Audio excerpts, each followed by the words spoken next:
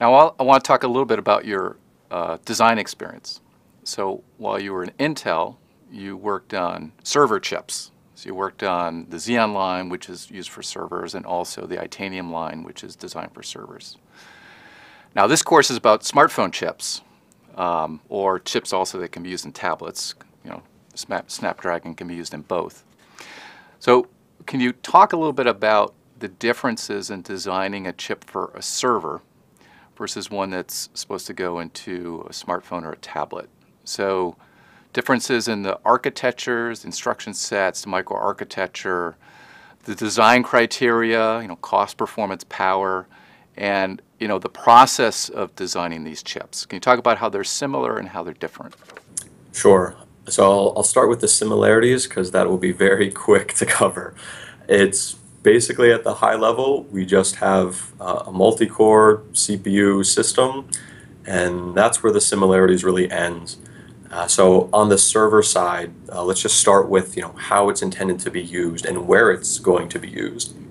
So these chips are selling for, in some cases, several $100s, and are running at have a TDP north of 100 watts, whereas So thermal design point, TDP, thermal design point. yes, so yes, oh yes, the acronym, apology. No problem. So another major difference are how these processors are used and where they're used.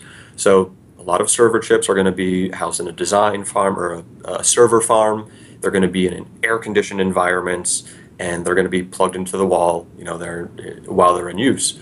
Whereas with smartphones, these chips are in devices that are housed in your pockets, held in your hand, and held up against your cheek if you're making a call. So there's a very different thermal design point for each of these. Beyond that, what they're actually computing, what they're calculating, are very different use cases. So these server farms can be doing complex simulations, whether it's protein folding. Use some simple ones at Cornell for simulating the chips we were designing. And some of them even are used to predict weather patterns across thousands of kilometers. And they're doing this in the space of hours. Now let's go to your smartphone. That's measured in how quick can you open a weather app, in milliseconds. So very different types of programs you're looking at over in very different thermal budgets.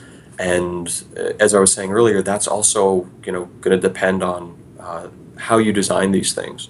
When we were looking at Xeon, for example, one of the things we had to consider was error correction. So is there some cosmic radiation that flips a bit and could potentially corrupt your data or whole program, and have a cascade effect where all those hours of simulation are useless? That's something we had to design hardware for and have some backups ready for that. In smartphones, these are going to be much smaller area and not as concerned if there is a small floating point corruption in compared to a massive server farm. So in the servers, you have to have some kind of redundancy, right, so that the system is always running, even if you get one of these, cosmic rays that produce a neutron that flips a bit in memory, for instance. Exactly. And if you have to restart your smartphone in the rare case, it's not as drastic comparing to something like a massive server farm crashing because of that, or hours or days long simulation being thrown out. Other points on the server side, I think another thing is the design cycle for these products. With servers, it tended to be large quantum leaps over a several-year period, versus smartphones, at least in the U.S., where you have a kind of a 2-year refresh cycle with the carrier subsidies.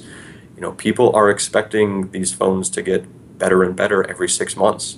So with our crate line of processors, we weren't waiting for releasing one crate and then the next generation years later. There were smaller increments, smaller improvements, but at a much faster turnaround time.